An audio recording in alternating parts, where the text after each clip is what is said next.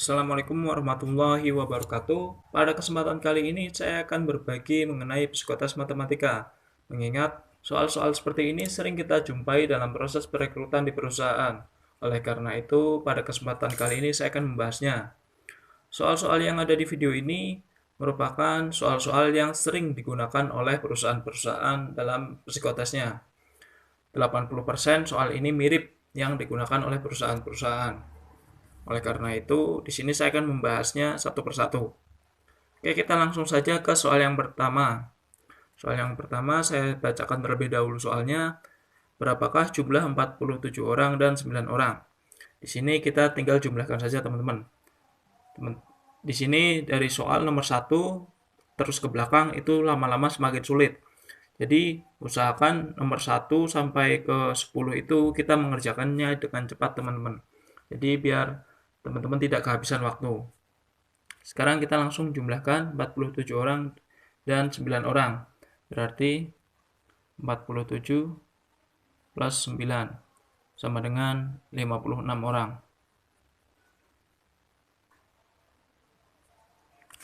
Oke, sekarang kita masuk ke soal nomor 2.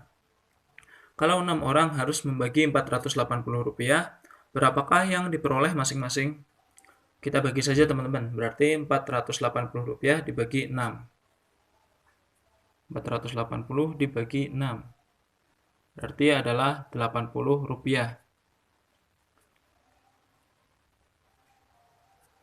Jadi tiap orang masing-masing memperoleh Rp80. Oke, sekarang kita masuk ke soal nomor 3. Saya bacakan terlebih dahulu soalnya. Berapa jam akan ditempuh oleh kereta api dengan kecepatan 70 km per jam? Dan panjang jalan itu adalah 350 km. Jadi rumusnya seperti ini teman-teman. Kalau 70 km ditempuh dalam waktu 1 jam. Jadi kalau 350 km itu berapa jam? Nah, jadi kita tinggal bagi saja teman-teman. 350 dibagi 70. 350 dibagi 70. Jadi jawabannya adalah 5 jam. Oke, sekarang kita masuk ke soal nomor 4. Kalau saya berjalan ke muka 8 meter dan mundur lagi 4 meter, berapa jauh saya dari titik semula? Agar lebih mudah kita gambar teman-teman. Ke sini 8 meter. Dan mundur lagi 4 meter.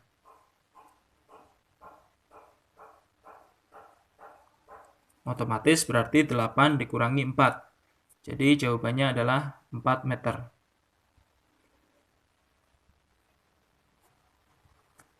Sekarang kita masuk ke soal nomor 5. Berapa batang rokok dapat Anda beli dengan uang Rp160? Kalau uang Rp60, Anda dapat 3 batang rokok. Berarti untuk nomor 5 ini kita langsung saja teman-teman. Kita bagi 60 dibagi 3. 60 dibagi 3 sama dengan Rp20. Jadi di sini per batangnya harga rokok tersebut adalah Rp20. Yang ditanyakan adalah berapa rokok yang didapat apabila uang itu adalah Rp160. Berarti tinggal kita bagi 160 dibagi 20. 160 dibagi 20 sama dengan adalah 8 batang. Jadi rokok yang didapat dengan uang Rp160 adalah 8 batang. Oke, sekarang kita masuk ke soal nomor 6. Saya bacakan terlebih dahulu soalnya. Kalau Anda mendapat uang Rp250 dalam 1 jam, berapa akan diperoleh dalam 7 jam? 1 jam memperoleh uang 250. Kalau 7 jam, berarti tinggal kita kalikan saja teman-teman. 250 dikalikan 7. Berarti adalah Rp1.750.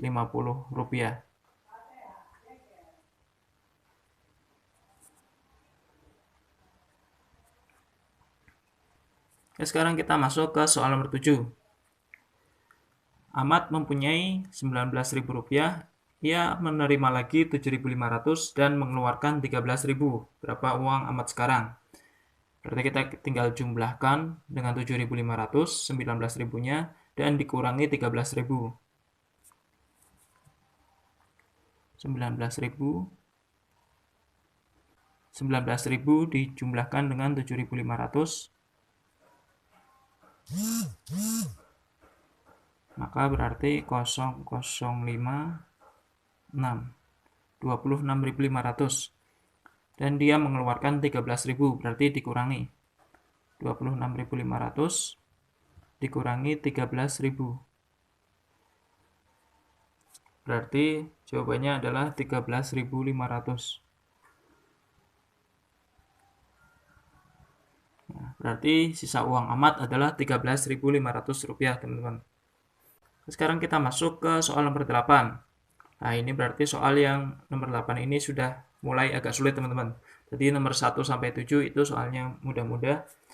Jadi ke belakang lama-lama semakin sulit. Sekarang kita masuk ke soal nomor 8. Sebuah bak persegi panjang dengan panjang 4 meter dan lebar 3 meter. Isi bak itu adalah 36 meter kubik. Berapakah tinggi bak itu? Sebagaimana kita ketahui bahwa rumus dari volume itu adalah panjang kali lebar kali tinggi. Di sini panjangnya adalah 4 meter. Panjang 4 meter. Lebarnya adalah 3 meter. Dan tingginya belum diketahui. Untuk luasnya totalnya adalah, untuk volumenya adalah 36 meter kubik.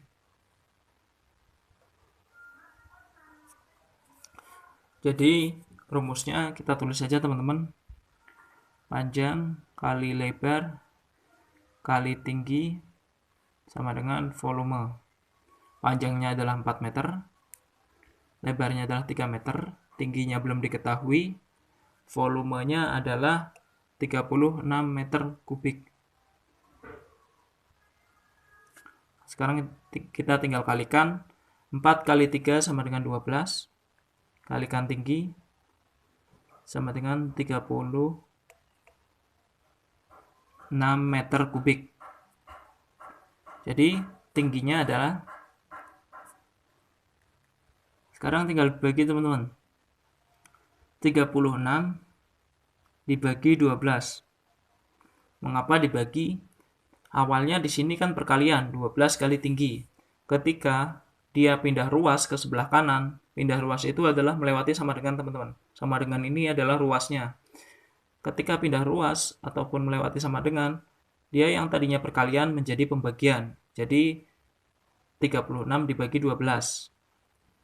Ya, sekarang kita langsung tulis jawabannya. 36 dibagi 12 adalah 3. Jadi jawabannya adalah 3 meter tingginya, teman-teman. Jadi tinggi bak tersebut adalah 3 meter. Oke, sekarang kita masuk ke soal nomor 9. Saya bacakan terlebih dahulu soalnya. Seorang petani membeli beberapa ekor kambing dengan harga Rp7.500 dan mendapatkan keuntungan Rp300 tiap ekor. Apabila keuntungannya Rp12.000, berapa ekor anak kambing yang ia beli? Jadi kita di sini disuruh menghitung berapa ekor anak kambing yang petani itu beli. Jadi kita tidak perlu memperdulikan yang 7.500 ini, teman-teman. Karena di sini sudah diketahui bahwa keuntungannya adalah 300 per ekor, dan kalau dia punya keuntungan 1.200, berarti tinggal kita bagi saja 1.200 dibagi 300. 1.200 dibagi 300 sama dengan adalah 4. Jadi kambing yang dibeli oleh petani adalah 4 ekor karena keuntungannya adalah 1.200. Oke, sekarang kita masuk ke soal nomor 10. Saya bacakan terlebih dahulu soalnya. Seorang pengendara sepeda motor menempuh jarak 500 km dalam waktu 5 hari. Hari pertama ia menempuh jarak 90 km, hari kedua 75 km, hari ketiga 120 km, dan hari keempat 30 km. Berapa kilometerkah yang ditempuh pada hari kelima? Kita tulis terlebih dahulu. Hari pertama itu 90 km. Hari kedua adalah 75 km. 75, hari ketiga 120,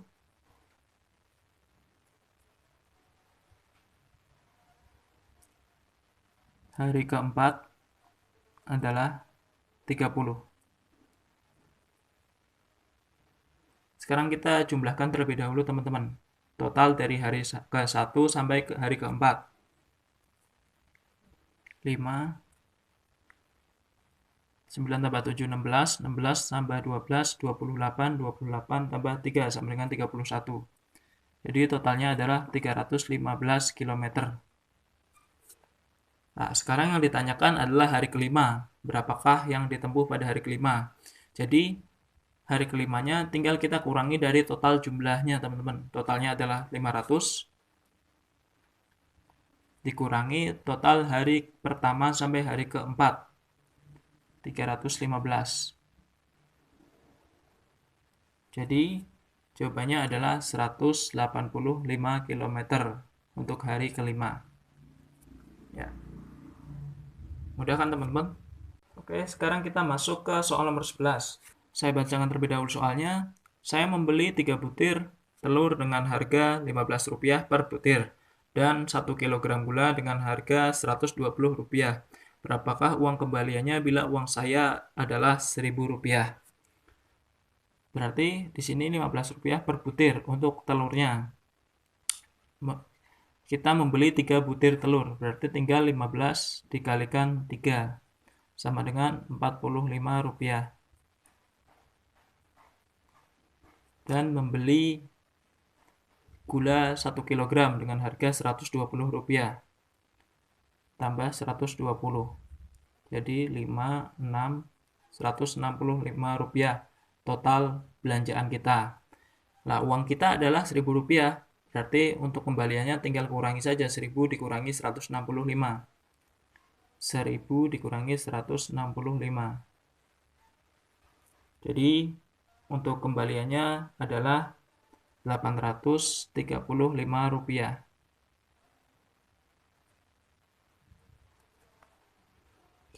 Oke, sekarang kita masuk ke soal nomor 12.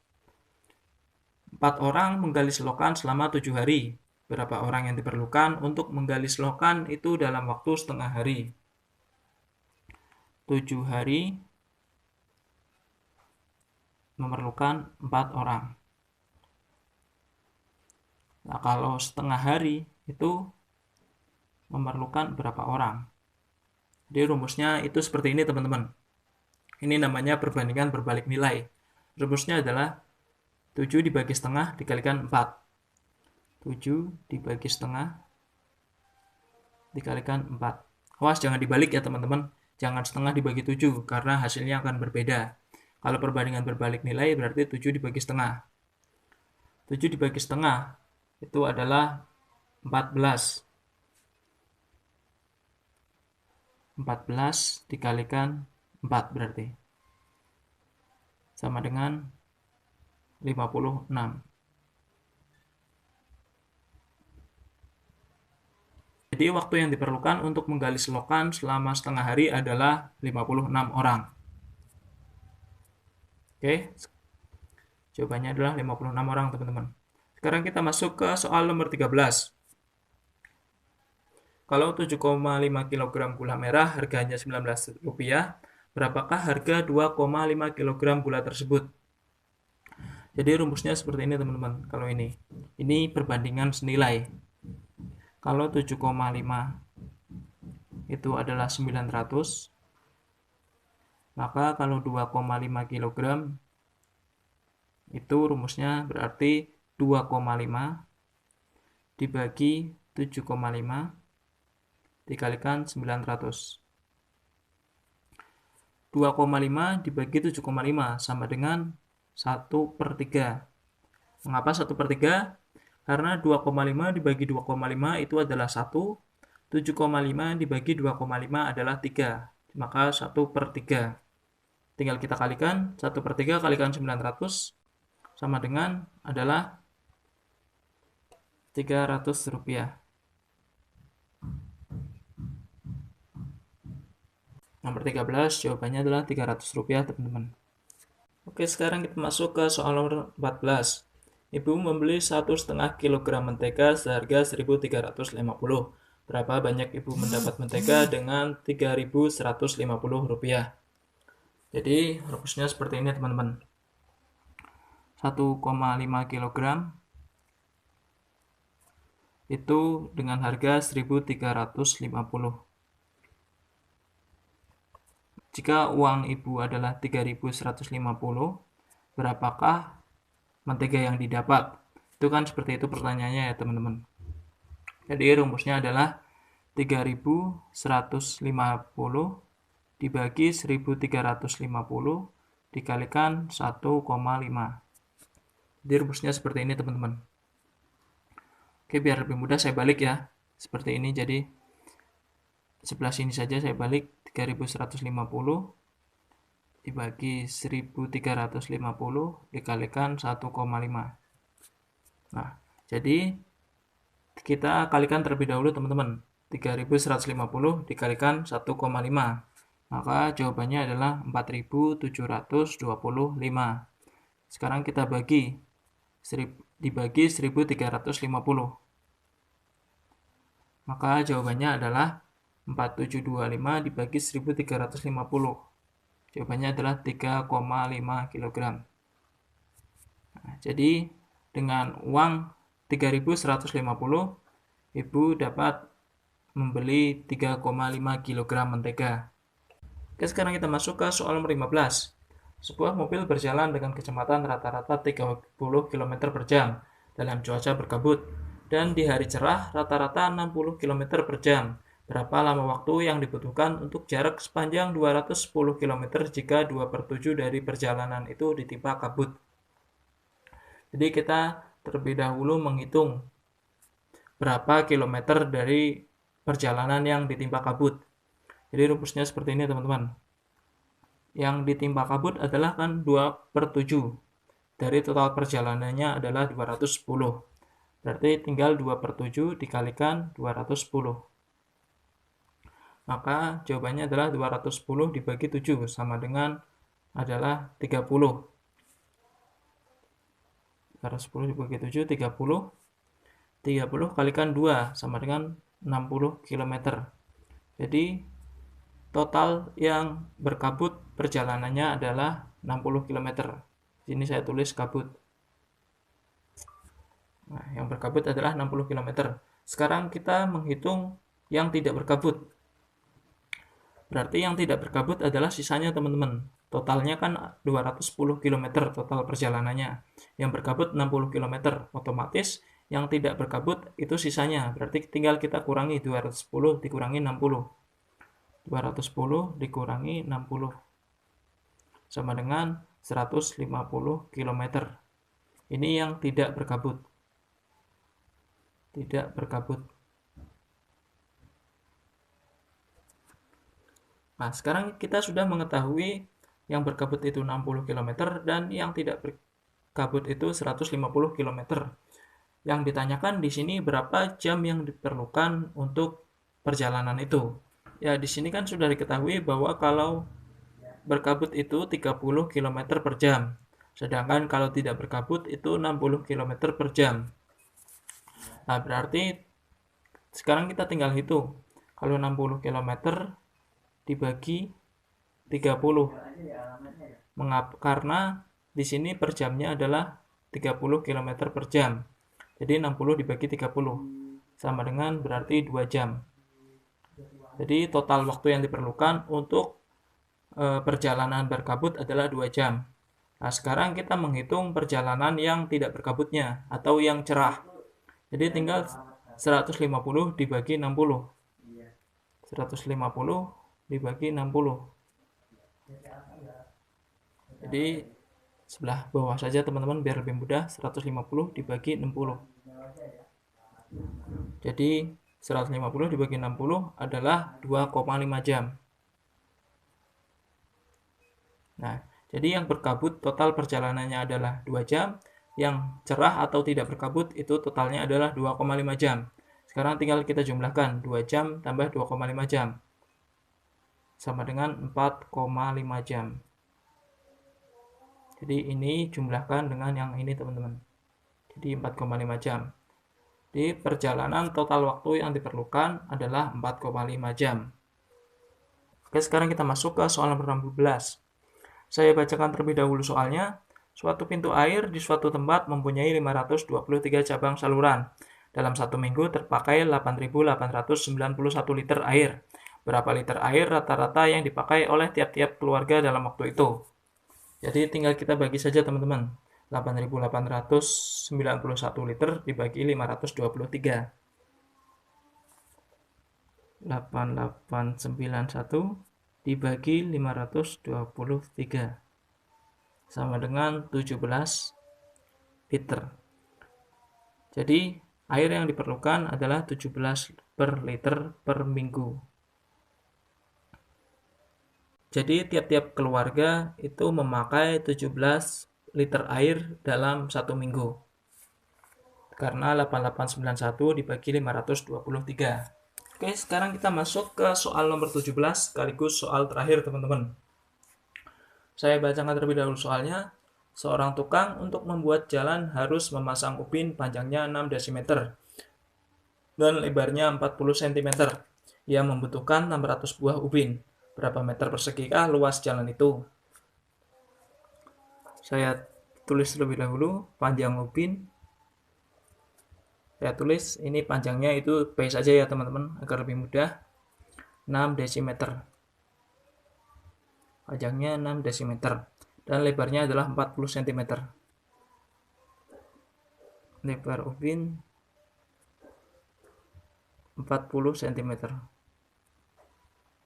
Nah, sebagaimana kita ketahui bahwa rumus dari luas itu adalah panjang kali lebar.